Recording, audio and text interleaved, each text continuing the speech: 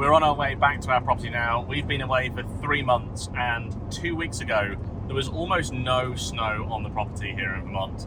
But in the last 2 weeks we've had almost 2 feet of snowfall, and that's a big problem for us. So we asked one of our neighbours to help us snow blow the driveway yesterday, and he tried, and he only made it about 100 feet before giving up. The snow was just too wet, too heavy, too icy, and it was really not working well with the snowblower. So this morning we've called in the big guns. The same person who was doing all of the excavation work for us last year has come back to the property with the big bucket loader. He's actually been on site now for about 3 or 4 hours clearing the driveway. We've been watching him on the camera, and it looks like he's just about done. That snow is deep. So we're only about 10 minutes away now. We're going to find out what the state is at the property. For those curious, what are those buckets behind your head? Yes, the truck is incredibly full right now. So we've got not just the luggage that we traveled with, we'd also left some stuff at a friend's house and some stuff in our storage unit. We're also picking up some supplies to take back. Since we're getting back to the property, we want to have a few projects to work on without having to run out again. These buckets are for tapping some maple trees and collecting maple sap to get on with the maple sugaring this spring.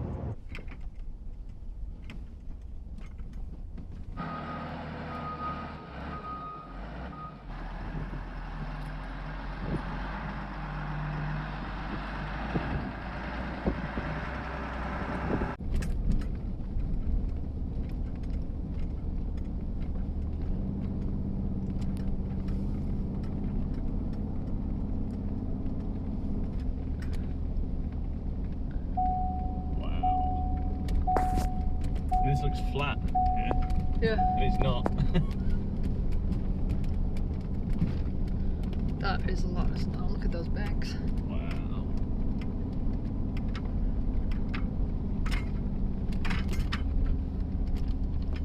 Good luck getting to the garden bed. Yeah. Well, the sawmill is, as we thought, pretty much buried. Well, we've just arrived. We just passed them with the bucket loader as we got to the driveway. They were just finishing up at the bottom. There is a lot, and I mean a lot of snow here. I mean, Those banks are huge. just Diana, just go and stand next to that one over there for scale. I mean, this is just, yeah, this is a lot of snow.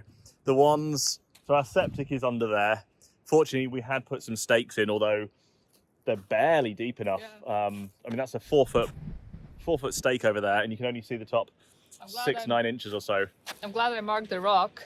Yeah, we did mark. We took some care to mark some of the things, not really knowing what to expect, and sort of hoping for the best but preparing for the worst.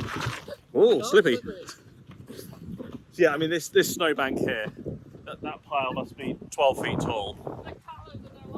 And then you can see here, this is the sawmill and things under there.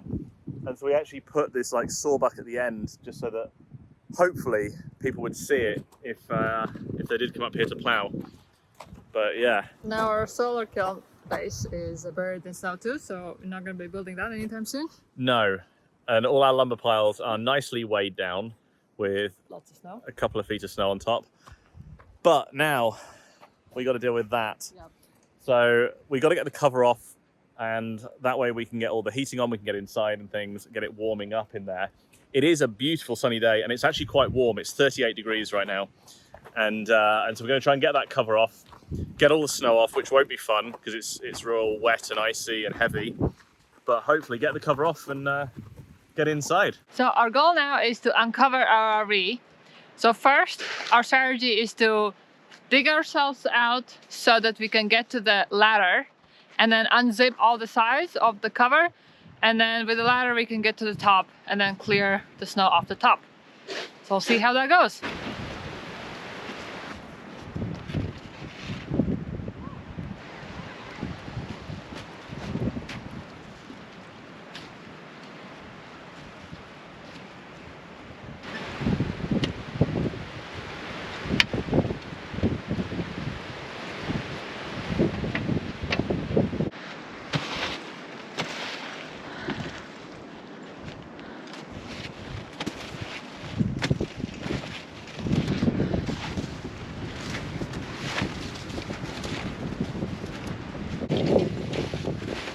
I can get onto the roof here. Okay.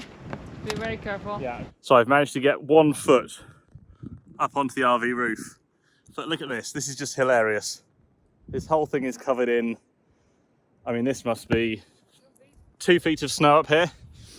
Fortunately, it's coming off okay, but you obviously can't use anything with a sharp edge because it might tear the cover. So I think I'm just gonna have to very slowly work from one end to the other, and it's too heavy just to lift off and pour off. It's gonna be slow, but we'll make it, we'll get in. Yeah.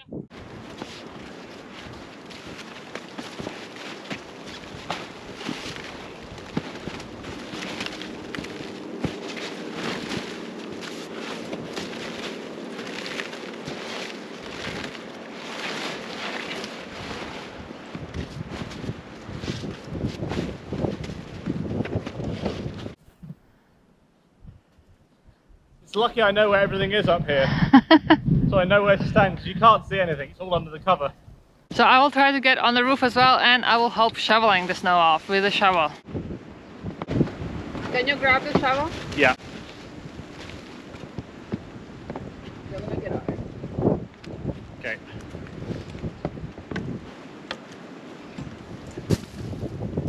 Yeah, just be really careful where you stand. Okay. Got to think about where the vents are.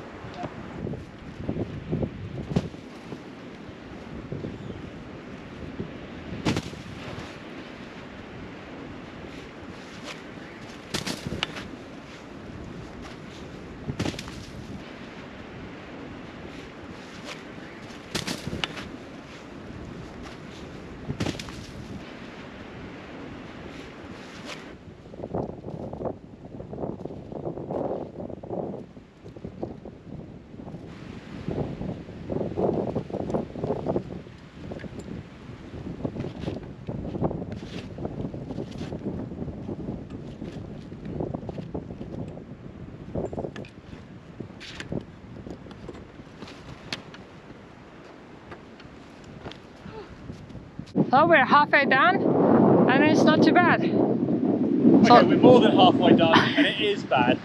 This snow is wet and heavy, and I mean, it could be worse, but being up here on the roof, when it's this slippery and you're on the cover, we're using the shovel, but really trying not to like dig in. So we really don't want to risk tearing the cover, or even worse, damaging the roof. So we're taking it really, really carefully, but we're getting there.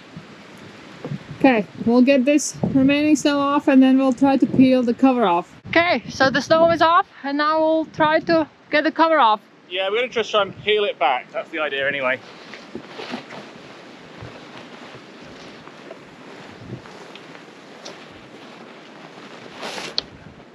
Well, the roof is bone dry underneath, which is good.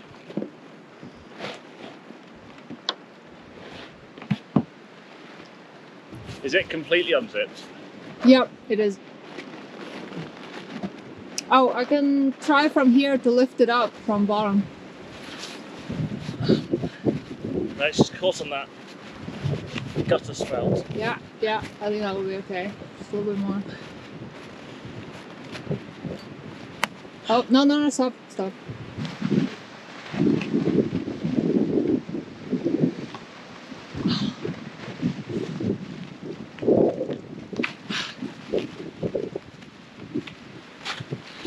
That's okay. Yeah, we can glue it back on. So I think the spout cracked off the sidewall, so I think we can glue it back on. It'll be fine.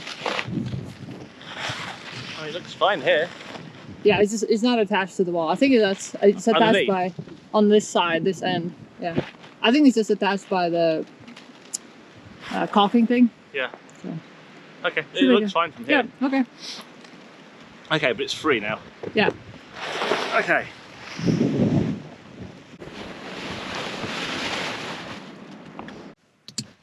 Okay, it's free.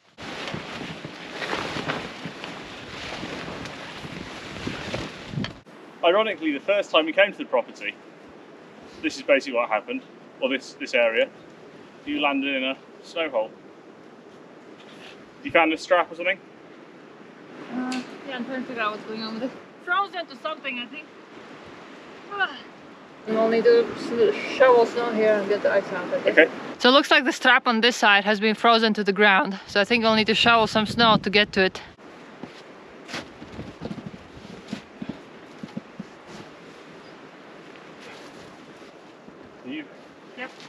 all that.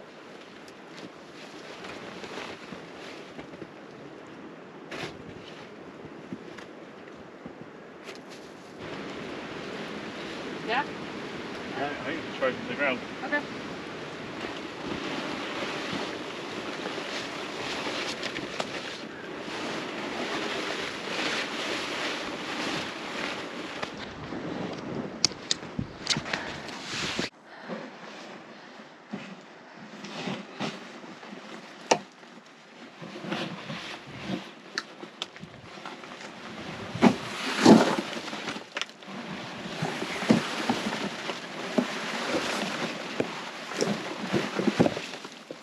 Okay, it's ready to go, I think.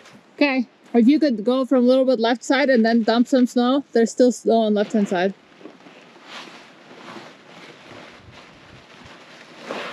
Yeah. Yep, perfect. I don't want to drop it in the mud. I wonder if I can get over here. Okay. Should work? I don't want to get caught on that spout. Yeah. Let me try to push it open. Okay, 1 second. The straps are cut.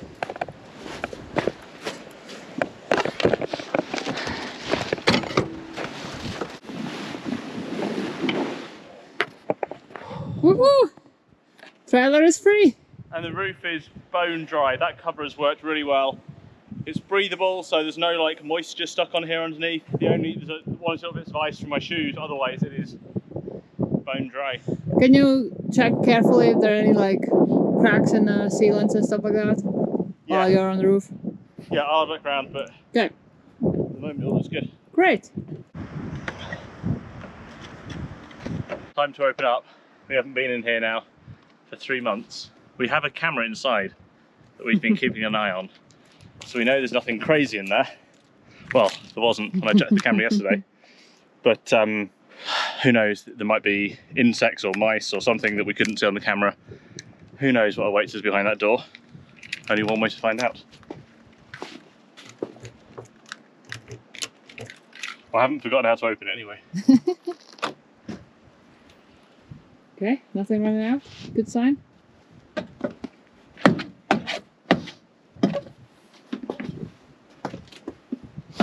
Well, I don't see any signs of droppings or anything else at first glance. I don't want to go all the way in because my shoes are wet.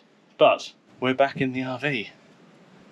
So now we'll need to hook it up to electricity and then start heating it up. Yeah, and it's not actually that cold in here. Impressively, the air quality sensor's been on battery the whole time. What? And it's still turned on. I don't think I actually connected it to the Wi-Fi, so annoyingly it hasn't been collecting data, but I guess it could have been. Maybe it collects data on this. Yeah, we'll find out. We'll connect it up. But yeah, I don't think it's that cold in here, to be honest. I think it's probably about 40 something in here.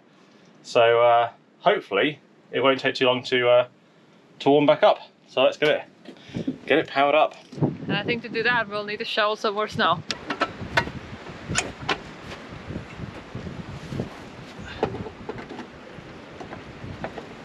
Is the breaker on? No, all the breakers are off. Okay. It's a 30 amp. On. Okay. First we're going to turn on batteries, inverter, and the RV. Okay, battery voltage for reference is 13.25 right now. Okay. And we're charging 34 degrees, the batteries are at in here. Nice. Charging 112 amps. So one of the things about the Victron BMS is when it loses power, it resets to 100%. So I don't know what percent the batteries are at, but I can't imagine it's going to be very long until they're fully charged. I mean, they're at 14 volts already. 1404, 1405, 1406. Still taking 110 amps. That'll tail off once they're almost full. CCGX is still boosting up. Reminds me of when we left Middlebury a few years ago and we tried to get the RV out in similar conditions to this, but moving the RV, and everything was frozen. The locks were frozen, the chocks were frozen to the ground, everything was frozen. At least today it's quite warm. And we're not moving the RV. Okay, so we've got 2 propane tanks. They're not quite full, but they're pretty close to it. One of the mods we did a few years ago was to install this higher power regulator and these different hoses, and they're great. They've got a little gauge on them that shows how much gas you've got left, and it's not super accurate, but it's a good little guide. Good indicator when you have to start thinking about going to get them refilled. Exactly, and then we've got the Mopica sensors, the Bluetooth sensors underneath, that give us a much more exact number, and that's what we've been using for the last year. So regulator, we'll start with this tank. Yeah, straight up into the green. It'll be a little low because the tank's not full and it's cold, but that should give us plenty of propane to get the RV warmed up. And when we go shopping again in a couple of days, probably one of the tanks will be cold. Yeah. It will be empty, because my prediction is it's going to be warm inside within an hour or two. It's such a small space. It's a 25,000 BTU per hour heater, the propane furnace. So it's pretty powerful. It will heat it up pretty quick in there. But there's just the thermal mass in here. There's the walls, there's the frame, there's the tanks, there's the cupboards, there's the mattress, the furniture. All these things will just take time to really warm up again. And so my prediction is that the air will get warm quickly, but the heat will cycle on quite a lot, because the air will cool down fast until that thermal mass comes up to temperature. So we'll probably burn through a ton of propane. We want to use propane rather than electric, because in our RV, the propane furnace also heats the underbelly, and I can guarantee that the little residual, it's cold. The residual amount of fluid left in the tanks, despite our best efforts to drain them, guaranteed that's frozen right now. But the propane furnace heats the underbelly, and therefore should thaw out the tanks if we give it enough time. So we've got propane, we've got electricity. Let's go turn on that furnace. So we've got power, which means we've got the thermostat back now. We're going to turn on the furnace, obviously. Our RV, one of the reasons actually we chose this model, we really liked it. Even with the slide in, the ducts for the heating are not covered up. So one here, one over there, and yeah, so we can get the heating on before we put the slide out. We can't put the slide out yet because of the snow. We also want to warm it up a bit here, just in case any of the mechanisms are frozen up. We're just going to run the heating for a little while while we clear out the snow, then we'll put the slide out. So let's crank this up.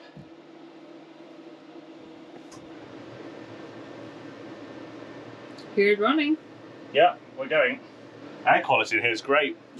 Showing 519 CO2s, ppm CO2, which is basically ambient outdoor air, and 0 ppm of PM 2.5. So no particulate matter in the air in the RV that's been shut up for a little while.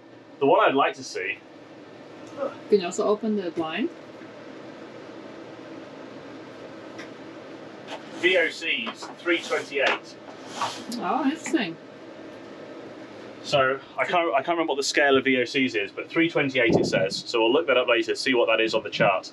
But that's the closest, I guess, to what the RV was locked up, and how much off-gassing or anything else there's been. The RV now is just coming to 5 years old. Yeah. We have light, we have heat. It's not warm yet, but I'm sure it will be in a minute. And yeah, time to shovel that snow outside, I think. We folded in such a way that the roof is on the outside. So now I will let it maybe dry out for a little bit like this, and then it folded further. It's 43 inside. I think it's now time to take the slide out. I'm going to press the button, and I'm waiting for Matt to go around and give me a thumbs up.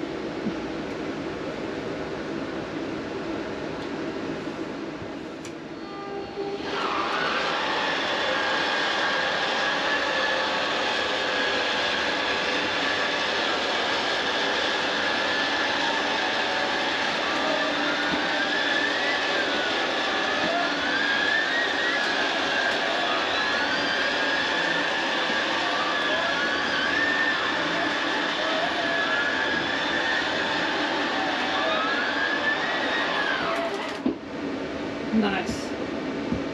Quite creaky, so only some WD-40, but I think other than that, it's good. Now that is starting to look like home. Time to get in our shipping container, but the first obstacle is to get the snow out of the way.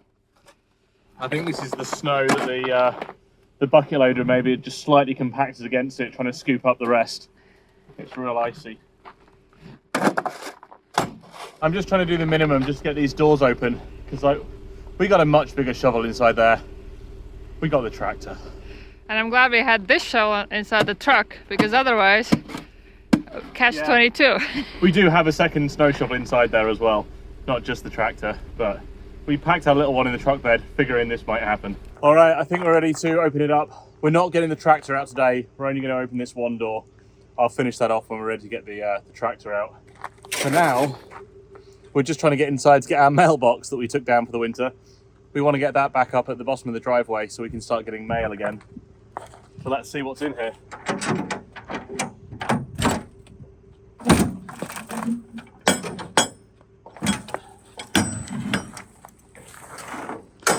There we go. One Nice. very full shipping container.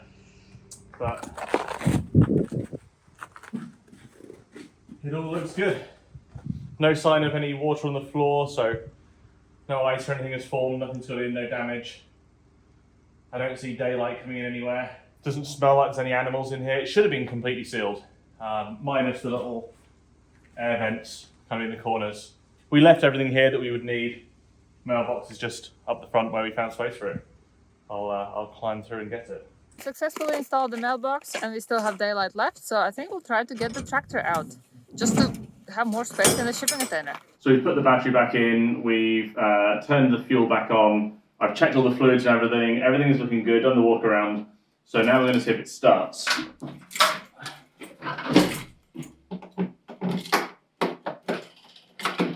Okay, we have power, or electricity I should say.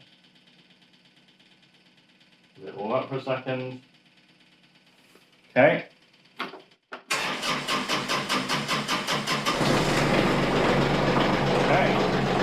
Seeing it's so cold, we'll let this run for a couple of minutes, but we're going to go out because the shipping container is going to be filling up next door. But we're alive.